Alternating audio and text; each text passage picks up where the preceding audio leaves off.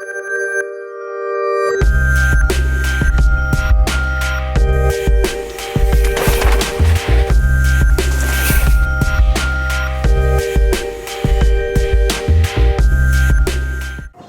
guys, Dale here from Line Components, and today we're going to look at how to choose the right dropper post. So the first thing you're going to want to check is the frame's cable routing. This is basically to determine whether your frame can support an internally routed dropper or whether you need to use an externally routed dropper.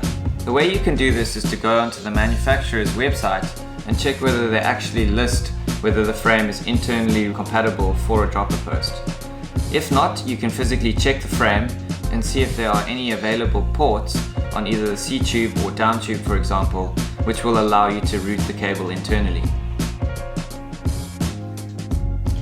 You might want to consider that if you've changed to a 1x group set and you have internal routing already, there may be a spare port, even though it's not listed as dropper post compatible.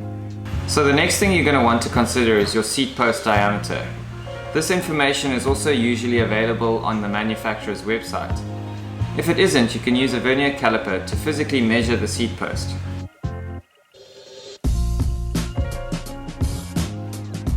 The next thing to consider is your exposed seat post dimension to determine the right dropper travel. To measure your exposed seat post dimension, you need to set your saddle in your normal riding position. Then you can measure from the top of the seat post clamp to the middle of the saddle rails. Compare this dimension to the chart that's on screen now. The next thing to consider is the maximum insertion depth in your frame. This is important with frames that have a kinked C-tube or have pivots passing through the C-tube perhaps. The easiest way to determine this is to insert your seat post fully into the frame. Mark the post at the seat clamp and then remove the post and measure the insertion depth. Add the exposed seat post dimension you recorded earlier to the insertion dimension.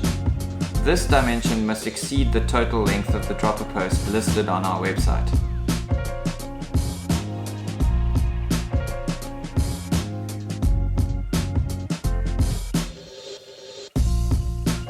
The last thing to consider is the lever choice.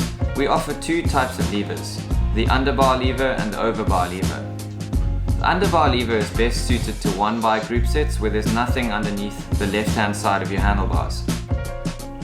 The overbar lever is best paired with 2x and 3x group sets where the shifter is occupying the space under the left side of the handlebar. Thanks for watching the video. If you've got any further queries, don't hesitate to get in touch with us and we'll gladly assist you. Cheers for now.